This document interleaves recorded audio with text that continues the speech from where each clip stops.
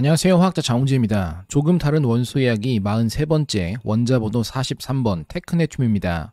우주의 탄생부터 자연적으로 생성된 원소 중 인간에게는 가장 특별한 원소인 테크네튬, 핵반응을 이용한 인공 원소 합성의 시작이자 멸종한 원소, 그리고 되살려 의학적으로 사용 중인 테크네튬에 대한 이야기를 소개합니다. 테크네튬은 전이금속 영역에 속하는 원소인 만큼 금속에 해당합니다. 원소 이름은 인물이나 국가, 지역, 물리화학적 특성에 기반해 정해지는 경우가 많은데 테크네토스라는 그리스어에서 유래한 테크네튬이라는 이름은 이 원소의 혁신적인 의미를 가장 잘 표현한다고도 할 수 있습니다. 어원이 되는 단어는 테크네입니다. 그리스어로 기술, 예술 혹은 기술적으로 만들어진 것을 의미하는 표현입니다. 테크네토스는 여기서 파생된 단어로 만들어진 것, 즉 인간이 창조한 인공적인 대상을 뜻합니다. 어감에서 유사한 단어를 떠올릴 수 있죠. 학문이나 논리, 말을 의미하는 그리스어 로고스와 결합한 테크놀로지입니다. 다양한 접두어를 활용해 기술 분야를 표현하는 친숙한 단어이며 이 역시 기술에 대한 학문, 즉 과학적 원리를 이용해 실용적인 목적을 이루는 체계적인 지식과 응용을 설명합니다. 결국 테크네튬이라는 원소 이름 역시 기술과 관련되어 있습니다. 인공적으로 만들어졌다는 의미의 테크네토스와 금속 원소에 공통적으로 사용되는 어미인 IUM이 결합해 인공적으로 만들어진 금속 원소를 상징합니다. 발견된 모든 원소를 표로 정리했던 인물이 러시아의 화학자이자 주기율표의 아버지 드미트리 멘델레프였던 것처럼 새로운 원소 발견에 단서를 제공했던 인물 역시 멘델레프였습니다. 멘델레프는 1867년부터 상트페테르부르크 대학에서 화학을 강의하고 있었는데 당시 러시아로 쓰여진 제대로 된 화학 교과서가 없었다는 점을 체감한 멘델레예프는 학생들을 위해 화학의 원리라는 교과서를 직접 집필하기로 합니다. 그런데 이 책을 쓰는 과정에서 당시까지 발견된 약 63개의 원소를 효율적으로 정리해 설명하고자 하는 필요성을 느끼게 됩니다. 간혹 책에 모두 쓰기에는 페이지가 부족해서 주기율표를 만들기로 했다는 일화도 있지만 단순히 재미삼아 만들어진 이야기일 뿐 여백 문제는 아니었습니다. 단순한 나열이 아닌 성질과 관계를 체계적으로 정리할 방법이 필요해졌으며 이것이 주기율표의 탄생 배경이었고 멘델레프를 통해 이전까지 원소를 정리하기 위한 방식을 연구하던 여러 화학자들의 노력이 빛을 보게 됩니다. 페이션스라는 카드게임의 대가였던 멘델레프는 알려진 원소들을 배치하며 최고의 방법을 찾아냅니다. 멘델레프와 더불어 같은 방식으로 주기율표를 제안했던 로타르 마이어도 있었지만 멘델레프의 주기율표가 주목받은 것은 당시 알려지지 않은 원소들이 포함되어야 할 위치를 비워둔 채 그 성질을 추측해 제시했기 때문입니다. 주기율표에서의 배치 위치를 기준으로 붕소의 하나 아래 위치한 미지의 원소를 산스크리트어로 1을 의미하는 에카를 사용해 에카 붕소라 부르게 됩니다. 에카 붕소는 이후 스칸듐으로 발견되었고 예측한 성질 또한 절묘하게 들어맞습니다. 마찬가지로 알루미늄의 한 칸 아래 원소는 에카 알루미늄으로 갈륨임이 확인되고 규소의 아래는 에카 규소로 절마늄이었음이 드러납니다. 문제는 망가니즈 아래 위치했을 에카 망가니즈였는데 이 원소는 도저히 확인되지 않았습니다. 이후 보완된 멘델레프의 주기율표에서도 43번 위치의 에카 망가니즈는 비어있는 모습으로 존재해야 할 것이 분명한데도 어디서도 찾을 수 없는 미스터리한 원소로 오랜 시간 남게 되죠. 이처럼 주기율표에서 그 위치를 보면 이후에 다른 미발견 원소보다 찾기 쉬울 거라 모두가 생각했지만 테크네튬의 실마리가 잡히기 시작한 것은 주기율표의 탄생으로부터 약 60여 년이 지난 후인 1925년이었습니다. 1925년 독일의 화학자 발터 노덱과 오토 베르크 그리고 이다 타케는 원자번호 43번과 75번 원소를 발견했다고 발표합니다. 참고로 이다 타케는 노닥의 연구실에 연구원으로 합류한 지 몇 년 후 결혼해 이다 노닥으로 성을 바꾼 부부 화학자이기도 합니다. 발견했다 이야기한 두 원소 중 레늄은 명확했습니다. 1929년까지 수많은 작업에도 레늄은 단 1g뿐이 분리되지 못했으며 이후 더 많은 양의 레늄이 몰리브데나이트 광석에 포함되어 있다는 사실이 알려져 1930년대 중반부터는 매년 120kg의 레늄이 생산되어 산업 발달이 시작되었습니다. 하지만 테크네튬이 있었어야 할 43번 원소는 오히려 그들의 명예에 오점으로 작용합니다.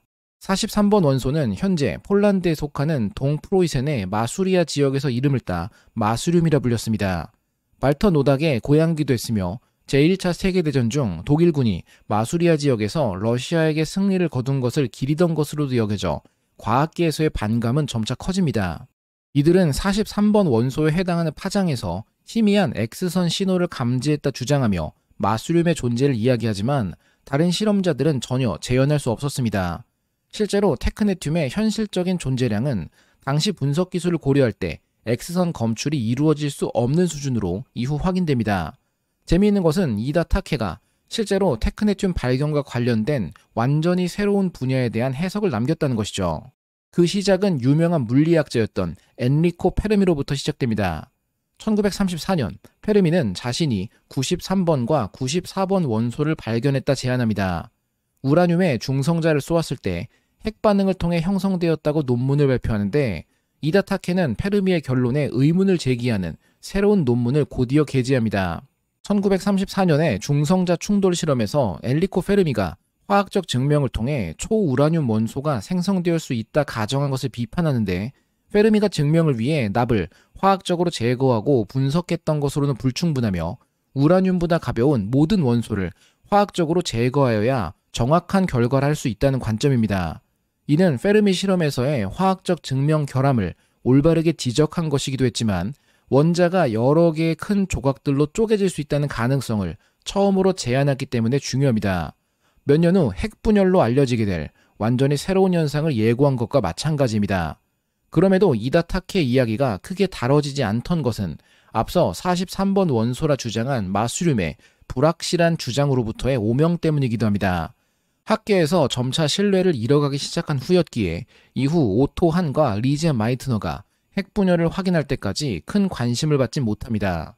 해프닝에 그쳤던 43번 원소의 발견은 1937년 두 이탈리아 과학자에 의해 이루어집니다. 시칠리아의 팔레르모 대학에서 카를로 페리에와 에밀리오 세그레가 실험을 통해 검증하게 된 것이죠.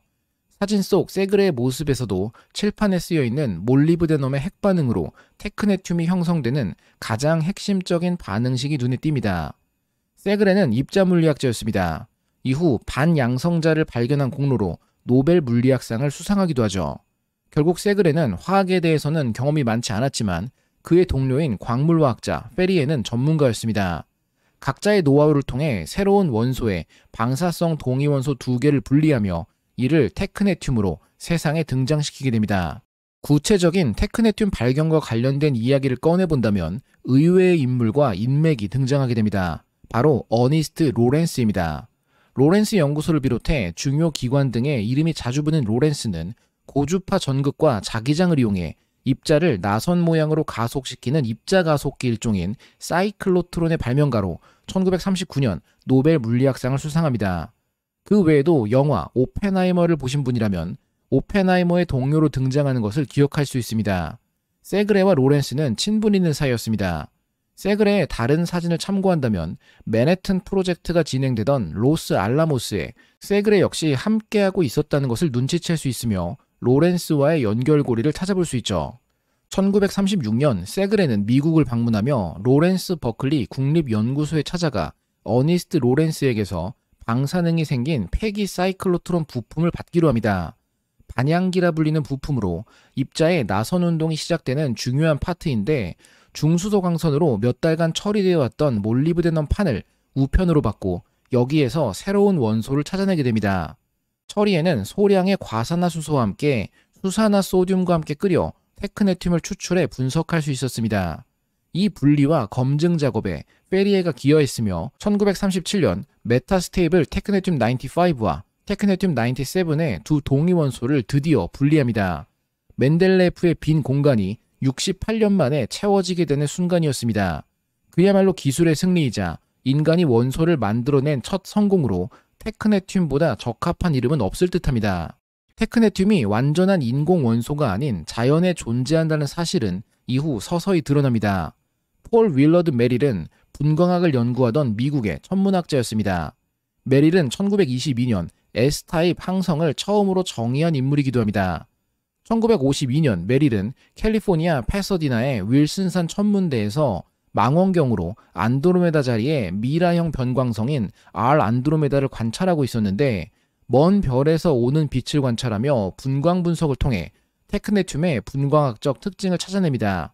423.8나노미터와 426.2나노미터, 그리고 429.7나노미터의 파장은 테크네튬의 특별한 지문과도 같았으며 적색 거성 속 테크네튬이 검출된 것이죠. 별이 처음 형성될 때 존재하던 테크네튬은 이미 아주 오래전 루테늄이나 몰리브데넘과 같은 다른 원소로 변화합니다. 메릴이 관찰하던 적색 거성들은 수명이 다하고 있었지만 그보다도 수명이 짧은 테크네튬이 풍부했는데 이는 이 원소들이 핵 반응을 통해 생성되고 있었음을 의미했습니다. 이 증거는 무거운 원소가 별의 핵합성 생성물이라는 가설을 뒷받침하는 거대한 발견이기도 했습니다. 모든 원소들의 발견 연도를 한눈에 살펴본다면 테크네튬의 등장은 더 아름다운 순간임을 볼 수 있습니다. 레늄의 발견까지의 모든 원소들은 지구의 형성 시점부터 항상 존재해왔던 자연원소에 해당합니다. 그리고 레늄의 발견으로부터 12년 후 최초의 인공원소인 테크네튬이 발견됩니다. 물론 그 이후에도 프랑슘과 아스타틴이라는 불안정한 두 자연원소가 발견되었으며 이를 통해 지구의 모든 원소는 완전히 확인이 마무리되어 본격적인 초우라늄 인공원소의 시대가 개막됩니다. 테크네튬의 모든 발견 과정은 과학과 기술에 의한 창조와 다름없는 과정으로 묘사되는데 테크네튬은 자연원소이지만 사라진 것으로 구분하는 것이 옳을까요? 아니면 인간이 처음 창조한 완벽히 인공적인 원소로 보는 것이 합당할까요? 결론적으로 테크네튬은 자연원소이지만 지구에서 멸종한 원소였으며 인공적으로 만들어졌음에도 이후 자연 속 아주 미량의 존재가 뒤늦게 확인됩니다. 인공적으로 만들 수밖에 없던 멸종한 자연 원소라 부르는 것이 정확할 듯 싶습니다. 테크네튬은 7쪽 5주기에 위치하는 원소로 망가니즈와 레늄의 사이에 위치합니다. 43번 원소인 만큼 테크네튬의 원자핵은 43개의 양성자로 이루어져 있습니다. 중성자는 43개부터 79개까지의 다양한 조합이 가능한 것으로 확인되는데 이들 중 그 무엇도 선호되는 숫자는 없습니다. 세상에 존재할 수 있는 모든 테크네튬 동위원소는 불안정하며 붕괴하는 결말만이 있다는 것입니다. 그럼에도 가장 만들기 쉽고 자주 등장하는 동위원소는 총 7가지를 나열해 볼 수 있습니다. 메타스테이블 테크네튬 95부터 메타스테이블 테크네튬 99까지입니다. 반감기를 나열해 본다면 다채롭습니다. 이들 중 테크네튬 97과 98, 99은 최대 421만 년의 나름대로 가장 긴 반감기를 갖습니다. 하지만 지구 탄생이 45억 년 전 일이라는 것을 함께 생각한다면 이미 지구 형성 시점 유입된 테크네튬은 모두 붕괴되어 멸종한 것이 당연하겠죠. 모든 핵종이 불안정하다는 것이 테크네튬이 멸종 자연 원소인 이유입니다. 심지어 반감기가 1 단위인 종도 있고 가장 불안정하지만 흔히 사용되는 메타스테이블 테크네튬 99는 단 6.01시간에 불과합니다. 물론 인간의 삶과 생활 주기를 고려한다면 이들 중 가장 유용한 것은 하루에 4분의 1에 불과한 6.01시간의 반감기를 갖는 메타스테이블 테크네튬 99입니다. 발견되는 동위원소가 모두 붕괴하는 핵종인 것이 확인되며 점차 지구 형성 시 존재했을 테크네튬이 이미 오래전 방사성 붕괴되었을 것이라 사람들이 생각하기 시작했습니다. 하지만 1956년 일본의 방사화학자 폴 쿠로다는 지구 내부 깊은 곳에 천연 핵 반응로가 있을 것으로 예상했으며 5년 후 그는 아프리카에서 채굴된 역청 우라늄광 샘플 1kg에 약 0.2나노그램의 테크네튬 99이 존재한다고 보고합니다. 그리고 실제로 1962년 프랑스 연구자들은 아프리카 가봉공화국의 암석에서 쿠로다가 예측했던 천연 핵 반응로와 함께 미량의 테크네튬을 확인하는 데 성공합니다. 지구에는 일부 원소가 전체의 99.906%를 이루고 있으며 나머지 모든 자연 원소들은 잔여 비율만을 구성합니다. 각 원소들의 존재량을 비교한 도식을 확인해봐도 원자번호 43번 자리는 아무런 정보가 없는 것을 볼 수 있죠. 테크네튬은 분명 자연에 존재하긴 하나 존재량을 이야기할 의미가 없는 수준입니다. 멸종된 줄 알았던 생명체가 단 한 마리 어딘가 살아있던 정도가 아닐까요? 하지만 시한폭탄처럼 멸종이 예정된 테크네튬은 과학 분석에서는 유용합니다. 수천만에서 수십억 년의 반감기를 가져 오차 범위가 큰 원소들과는 달리 합리적인 범위에 속하며 결과물이 안정하기 때문입니다. 특히 최근에는 초신성 폭발의 내부 작용을 조사하는 새로운 방법으로 제안되고 있습니다. 운석을 이용하는 방식인데 다른 수단을 통해 추적할 수 없는 미지의 입자인 전자 반중성 미자의 기여를 결정할 수 있습니다. 초신성은 분명 별과 은하의 진화에서 중요한 사건이지만 폭발이 어떻게 일어나는지에 대한 자세한 과정은 알려지지 않았습니다. 만약 운석에서 루테늄 98의 양을 측정한다면 형성된 물질에 얼마나 많은 전구체인 테크네튬 98이 존재했을지 추정할 수 있습니다. 루테늄 98의 유일한 유래가 테크네튬 98이기 때문입니다. 특히 테크네튬 98의 양은 초신성 과정에서 전자 반중성미자의 온도와 같은 특성과 연관되며 초신성과 태양계 형성 사이 얼마나 많은 시간이 지났는가에 대해서도 민감하게 좌우됩니다. 아직은 감지 능력이 부족한 목표 물질이지만 조금 더 분석 기술이 개선된다면 가까운 미래에 초신성 연구에 필수적인 원소로 테크네튬이 사용될 것입니다. 지구에서 사용되는 테크네튬의 가장 큰 쓰임새는 핵의학 분야입니다. 특히 반감기가 6.01시간이던 메타스테이블 테크네튬 99는 매년 전 세계에서 수행되고 있는 모든 핵의학 시술의 무려 80% 이상을 차지합니다. 과하게 길지 않으면서도 시술에 충분한 긴 반감기를 갖는 것은 물론이고 고에너지 감마선을 방출해 일반적인 촬영 기법들로 효율적인 측정이 가능하기도 합니다. 공급 역시 다양한 테크네튬 발생기를 이용해 만들고 다룰 수 있으니 병원이나 진료소와 같은 독립적인 기관에서도 활용이 가능합니다. 테크네튬 형성, 핵화학 과정을 따라가면 필요한 물질을 찾을 수 있습니다. 기본적으로 지구 내부 천연 핵 반응로에서의 테크네튬 발생이 가능한 것은 우라늄 238나 235로부터 모든 것이 시작되기 때문입니다. 우라늄 238을 기준으로 한다면 자발적인 붕괴를 통해 아이오딘 137과 이트리움 99을 얻을 수 있습니다. 그리고 이트리움 99은 연쇄적인 베타 붕괴 반응을 통해 지르코늄 99, 나이오뷴 99, 몰리브데넘 99을 거쳐 테크네튬 99이 됩니다. 최종적인 도달 지점은 초신성에서와 마찬가지로 루테늄 99입니다. 몰리브데넘 99의 붕괴는 나름의 안정 핵종에 속한 테크네튬 99뿐만 아니라 준안정 상태인 메타스테이블 테크네튬 99도 만들게 되며 결국 우리는 몰리브데넘 99을 이용해 핵의료를 위한 동위원소를 만들 수 있습니다. 보통 대충 설명되고 넘어가는 이 과정을 한번 자세히 볼까요? 시작 상태는 몰리브데넘 99입니다. 이를 붕괴 전구체로 사용할 수 있는 것은 몰리브데넘 99의 반감기도 그리 길지 않은 66시간 수준이기 때문입니다. 몰리브데넘 99은 두 가지 경로를 통해 붕괴하게 되는데 약 12%는 비교적 안정에 212만 년의 반감기를 갖는 테크네튬 99으로 변합니다. 그리고 나머지 88%의 비율은 조금 더 불안정한 준안정 상태를 갖는 메타스테이블 테크네튬 99이 되죠. 당연히 준안정 상태 핵은 6.01시간의 반감기를 갖는 붕괴 과정을 통해 테크네튬 99으로 변화합니다. 최종적인 생성물은 루테늄 99이지만 100만 년 단위의 반감기인 만큼 의료기관에서 처리할 일은 아닙니다. 아마 테크네튬에 대한 동위원소 핵의료 자료를 찾아보면 다음과 같은 왠지 허술한 방식으로 테크네튬 동위원소를 분리하고 있다는 사진 자료를 볼 수 있습니다. 당연히 방사능이 나오고 있는 상태여서 이러면 안 되고 단지 자료를 위해 찍은 사진으로 생각됩니다. 1950년대의 사진이기 때문이죠. 그런데 이렇게 허술한 실험 도구로 메타스테이블 테크네튬 99의 분리가 정말 되긴 할까요? 됩니다. 왼쪽 매스 실린더에는 몰리브데넘 99과 메타스테이블 테크네튬 99이 혼합되어 있습니다. 정확히는 몰리브데넘 99이 붕괴하며 생성된 테크네튬 핵종이 뒤섞여 있으며 우리는 여기서 몰리브데넘만 제거하면 되겠죠. 용액을 부어주는 위 분리 장치는 단순히 유리 필터에 알루미늄 산화물이 코팅되어 있는 일종의 컬럼입니다. 알루미늄 컬럼에 몰리브데넘 99은 달라붙어 분리되고 아래로 메타스테이블 테크네튬 99이 포함된 용액만이 내려오는 방식입니다. 이 기법은 차폐가 이루어진 제대로 된 방식으로 지금도 여전히 사용되고 있습니다.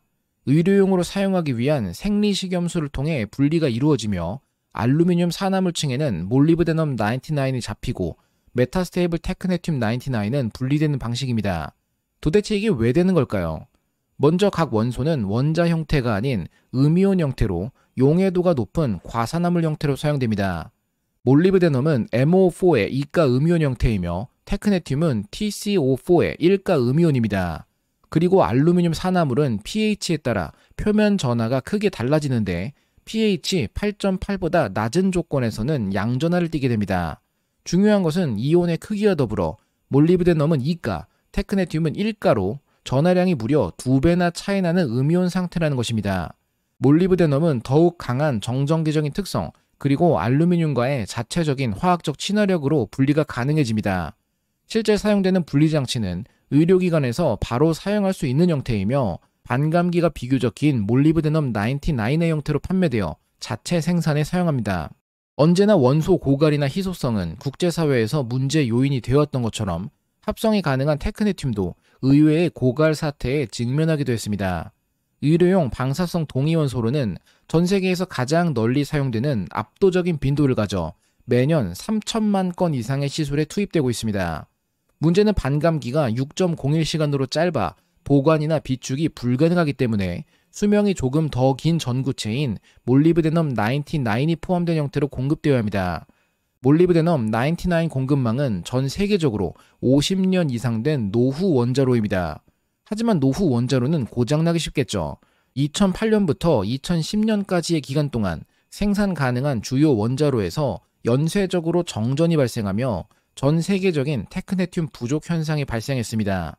현재 전 세계 몰리브데넘 99 공급의 절반가량이 벨기에와 네덜란드에서 이루어지고 있으며 안정적인 공급원 없이는 의료에 큰 공백이 생길 수 있습니다. 이를 해결하려는 시도도 만들어졌습니다. 몰리브데넘 99를 공급망에서 제외한 후 병원에 사이클로트론을 설치해 고에너지 양성자를 몰리브데넘 100 표면에 발사해 메타스테이블 테크네튬 99을 직접 만들어버리는 것이죠. 병원에 입자 가속기를 놓는다는 것이 불가능할 듯 싶지만 이런 수준의 활용에는 2m 폭의 소형 사이클로트론으로도 충분히 가능하기 때문에 큰 종합병원에서는 입자 가속기를 점차 배치하고 있습니다. 직접 볼 기회는 흔치 않지만 테크네튬 화합물도 다양합니다. 테크네튬은 최대 7+의 양이온 상태부터 3-의 음이온까지 다양한 산화수를 가질 수 있습니다. 물론 산화수 조절된 테크네튬을 다량으로 얻어 화합물로 판매하진 않습니다. 시약 판매 업체들의 카탈로그를 찾아봐도 테크네튬 화합물은 보기 어렵습니다. 그럼에도 화합물을 형성하는 이유는 핵의학에서 단순한 테크네튬 이온은 혈내 장벽을 넘어 뇌까지 갈 수 없기 때문에 유기금속 구조체 등을 이뤄 목적에 맞는 진단에 적용하기 위해서인 경우가 대부분입니다. 가장 보편적인 테크네튬 화합물은 동위원소 생산 장치로 얻어지는 핵의학용 테크네튬 화합물인 과테크네튬산입니다. 조금 더 안정한 동위원소를 사용하는 경우에는 철 표면의 처리에 이산화 테크네튬을 형성해 양극 부식 억제제로 활용할 수도 있다고 하지만 글쎄요, 그게 의미가 있을까 싶습니다. 결국 의학적 활용이 전부라 볼 수 있고 화합물을 형성해 다양하게 사용됩니다. 물론 테크네튬 역시 전이금속이며 다양한 산화수를 가질 수 있는 만큼 테크네튬 연구자에게는 다채로운 테크네튬 화합물이 있습니다. 모두 방사성 붕괴를 서서히 하고 있겠지만 말이죠. 연구가 쉽지 않아 밝혀진 것이 많지 않은 만큼 테크네튬에 대해서는 종종 새로운 사실이 발견되는 것을 넘어 알려진 사실이 잘못된 것으로 드러나기도 합니다. 그중 하나는 방사성 금속인 테크네튬의 휘발성 적색 산화물인 테크레드입니다. 1960년대부터 핵화학자들은 의도치 않았음에도 우연히 테크레드를 누구나 몇 차례 만들어 본 적이 있었습니다. 선명한 색상 때문에 쉽게 발견할 수 있지만 이 물질이 무엇인지는 알려지지 않았습니다. 결정을 이루지 않는 물질이어서 결정학적 방법으로는 분석할 수도 없었고 방사능으로 인해 연구에 본질적인 어려움이 있었습니다. 대량의 테크네튬을 다룬다면 연구가 가능할지 모르나 그런 실험실은 전 세계적으로 극소수에 불과했고 여기에 간단한 특성화 기술 외에 분석 기술을 적용할 수 있는 실험실은 더욱 희박했습니다. 그러던 중 테크레드의 이상한 특징이 확인됩니다. 예를 들어 붉은색 오일 형태를 형성하는 만큼 단단히 결합된 중합체 또는 이온 구조를 가지고 있음이 예상되지만 잘 알려진 산화물인 7산화 2테크네튬보다도 더 쉽게 증발하여 그 반대를 의미하기도 했습니다. 여러 시뮬레이션 해석 결과 가능한 후보는 5산화 2테크네튬 단 하나뿐이었습니다. 분자의 기하학적 구조를 본다면 화학적으로 말이 안 됩니다. 짝을 이루지 않은 전자는 이웃 분자와 서로 매우 쉽게 연결되도록 하며 분자의 가능한 배열이 매우 다양하기 때문에 규칙적인 결정 구조가 형성되지 못합니다. 이러한 반응성 때문에 역설적으로 매우 쉽게 증발하게 되는데 짝을 이뤄 아주 안정한 이합체를 형성할 수 있기에 두 개의 분자가 떨어져 나오기 때문입니다. 분자의 구부러진 테크네튬 결합 전자는 분자가 녹색빛을 흡수할 때 들뜬 전자와 동일하였으며 이로부터 붉은색으로 보이게 됩니다. 테크레드를 어디 사용할 수 있는가? 역시나 아직 알 수 없습니다. 하지만 독특한 원소의 독특한 구조와 독특한 성질이라 생각한다면 흥미롭게 기억해 볼 만합니다. 원소 이야기에서 단골로 등장해온 무기 소재 형태인 탄화물에서도 테크네튬은 유별납니다. 전이금속 탄화물은 백금과 같은 전자 구조와 기계적 열적 특성을 가지고 있어 유망한 촉매 및 극한 환경 소재가 됩니다. 타이타늄과 바나듐, 크로뮴, 망가니즈, 철, 니켈, 지르코늄, 나이오뷴과 아직 만나보지 못한 텅스텐을 비롯해 탄화물을 구성하는 전이금속은 매우 다양합니다. 그리고 그 다양한 만큼이나 물성이 뛰어나 온갖 분야에 사용되고 있으며 향후 촉매로도 엄청난 역할을 할 것으로 기대되는 물질이죠. 테크네튬도 탄화물을 만들 수 있을까요? 이전에는 테크네튬과 탄소가 1대1로 결합해 만드는 모노카바이드 물질이 존재할 것으로 이야기되었지만 최근 새롭게 확인한 바 테크네튬은 탄화물을 만들지 못하는 원소입니다. 정확히는 테크네튬을 기준으로 탄화물의 형태나 형성 가능성이 나뉘게 됩니다. 해석하기 가장 좋은 방식은 각 금속과 금속 원자 사이의 결합 강도, 그리고 금속과 탄소 사이 결합 강도에 따른 금속 탄화물의 안정성을 계산하면 됩니다. 전이금속 응집 에너지는 금속 원자가 고체 상태에서 서로 결합할 때 방출하는 에너지로 금속 결합 강도를 의미하며 전이금속 단일 탄화물 형성 에너지는 금속과 탄소 결합에 필요한 에너지로 이 값이 낮을수록 탄화물이 형성되기 쉽다고 볼 수 있습니다. 주기율표를 따라 오른쪽으로 이동하며 점차 d오비탈이 많아지고 결국 금속-금속 결합이 강해지며 반대로 금속-탄소 결합은 약해지게 됩니다.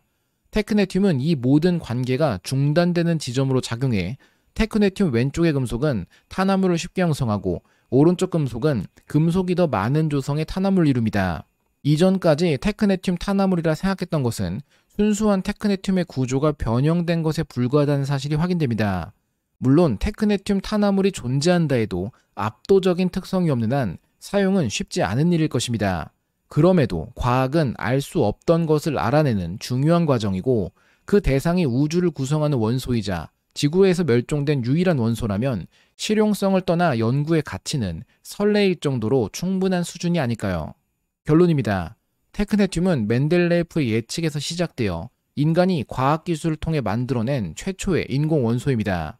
하지만 테크네튬은 분명 지구에 존재했었으며 빠르게 붕괴해 멸종했을 뿐인 자연원소이고 여전히 지금도 지구 내부 깊은 곳에서는 미량의 테크네튬이 잠시 생겨났다 사라지고 있습니다. 원소를 만들 수 있게 된 후 의학 분야에서 가장 널리 쓰이는 동위원소가 되어 테크네튬은 의외로 생각보다 많이 만들어내고 계속해서 사용되고 있는 중요한 원소이기도 합니다.